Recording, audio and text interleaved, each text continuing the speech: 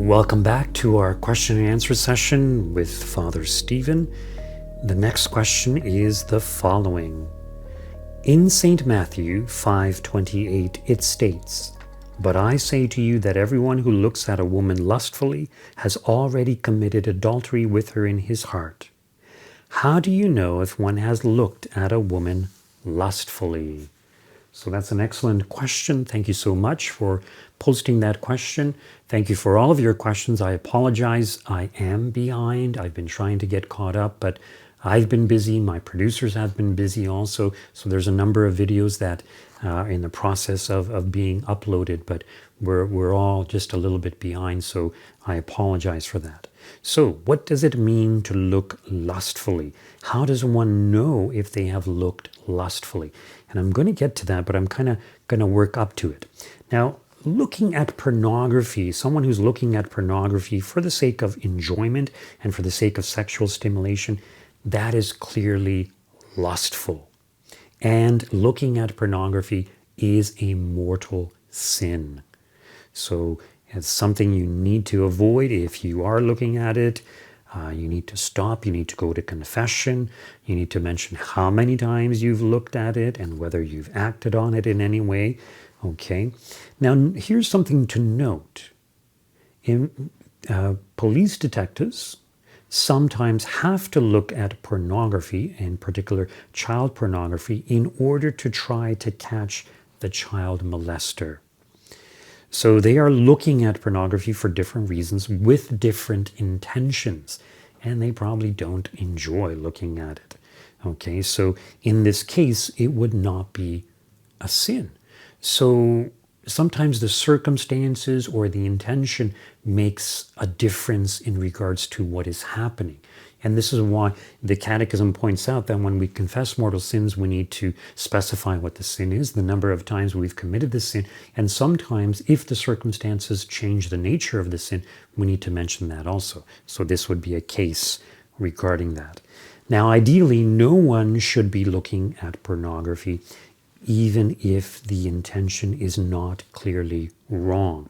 So it has a bad effect. It has a bad effect on those police detectives. So it's not a good thing.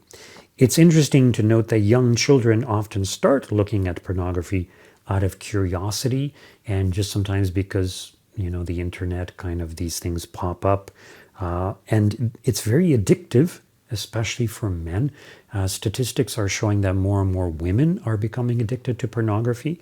So pornography is portrayed in such a way that it's very appealing, very addictive, and it's extremely harmful for an individual. Even secular society acknowledges this, and it's also addictive even for young children. So even though they haven't reached puberty, they're just fascinated by it and they're just drawn to it, and it's very addictive. So that's clearly wrong.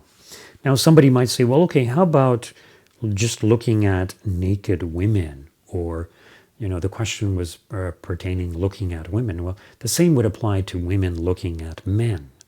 For women, often it's not so much looking at pornography, but reading those juicy romance novels. That's a form of pornography. That's clearly wrong.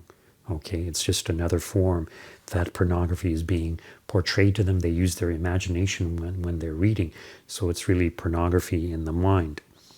So of course, looking at naked people is not something we should be doing. Some people post naked images of themselves on the internet. It's not a good thing. You should not be doing that. Now, how about if it's a work of art? Sometimes you go to the museum and they have these paintings of nudes, usually women, sometimes men. But, ideally, I don't think artists should paint nudes. But in most of these paintings, the beauty of the woman is portrayed. And it's not so much intended to cause arousal or lustful feelings. So one might say okay to works of art in which there is nudity.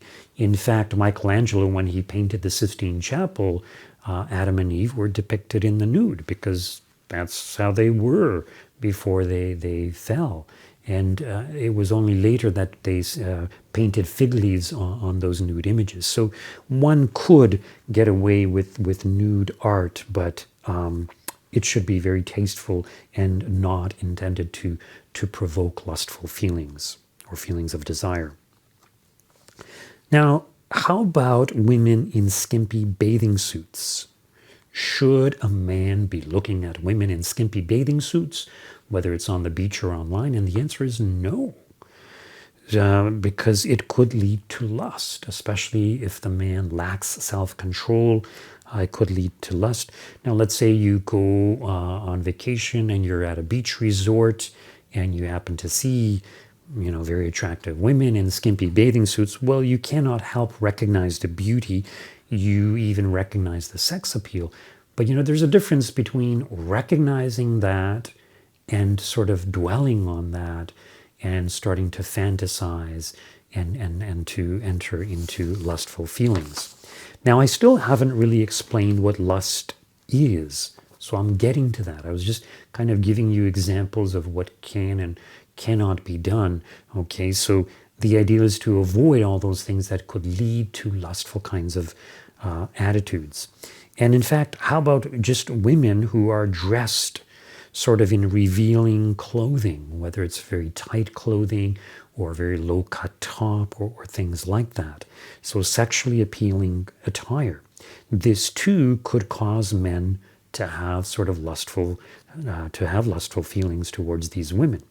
So, I think there was a question regarding this earlier, regarding how women dress. Whose fault is it that the man is lusting? Well, it's both. So, yes, the man may lack self-control. He may be inclined to think sexual type thoughts, but it's also true that if a woman kind of reveals her figure and her sex appeal, then that's going to be more likely to incline the man or men to have these sort of sexual thoughts or desires towards that woman. Okay, how about if a woman is dressed appropriately, modestly, but still has sex appeal or is very beautiful? Well, what if a person starts having these kind of sexual type thoughts towards that person? So is that lustful? Well, it's natural for us to recognize beauty and even sex appeal, as I mentioned, but it's another thing to give in to those feelings of sexual desire. So those sexual desires may come, a person may be even sexually aroused, but it doesn't mean that they have to dwell on that or to focus on that or to pursue things pertaining to that. So the ideal is that we tend to focus on the person, as a human being, and not on their sex appeal. In other words, not to look at their bodies as objects of pleasure, things to be used for our own gratification or pleasure. So when a person starts objectifying the person and thinking, sexual type thoughts or just dwelling on the sex appeal, that's where lust is entering in. So the temptation itself, the inclination itself, isn't necessarily lust. So just because, you're walking down the street and in the middle of the summer and there's someone who's, let's say, dressed inappropriately, and you cannot help but notice this person, and maybe you even know this person, and you stop and chat, and you just, because you're in the presence of that person, and the person may be even flirting with you, the fact that you start having sexual thoughts or sexual even inclinations doesn't necessarily mean that you've entered into lust. It's when you consent to those feelings, when you entertain those thoughts and entertain the desire, that's where lust enters in. Okay, a person who gives in to lust will usually be more prone to fixate on sex appeal or having sex. So if a person is lustful in general, and for example, if a person looks at pornography often or gives into self-abuse or masturbation, they're more likely to to give in to lust. So they're just kind of predisposed by habituation to be more lustful. So it's important that we try to be pure in our attitude towards others. And when we have this pure attitude, this respect for others, we tend to have better relationships. You know, another issue that may come up is sometimes with boyfriend and girlfriend when they are dating, when they are courting with the plan of getting married, the sex appeal can be very great. But once again, it's based on habituation. So people who have self-control, they don't struggle with it as much. And I always tell couples, you know, if you want to give each other a little kiss or a little hug, that's fine. It's a sign of your love for each other. But if it's prolonged kissing, prolonged hugging, that's not good. That's where lust is entering in. The passions become aroused, desire enters in, and it often progresses further and further each time they engage in that kind of activity. So to summarize, we should dress modestly, both men and women. If you go to the beach, I understand you're going to wear a bathing suit and it might have sex appeal, but even then some bathing suits are more skimpy than others. Do you really have to wear the most skimpy one? The answer is no. So dress modestly and do not look at things that could cause you to lust. And it's not just pornography or nudity or women who are dressed very provocatively. You know, sometimes for a man, if he's struggling with lustful tendencies, just simply looking at a pretty woman on the internet or on TV could cause a person to lust. So you have to kind of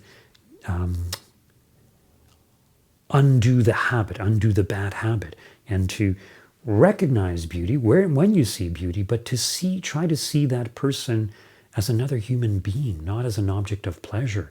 So think of that person as your sister or as your daughter. And in this way, hopefully you can have greater respect for that person. So it's not easy for some people, especially if they've given themselves over to habituation in lustful tendencies or practices.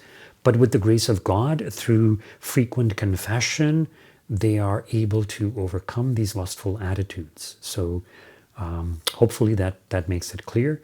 And hopefully we can all avoid temptations to impurity. Thank you so much for watching and supporting us. May God bless you all and keep you safe.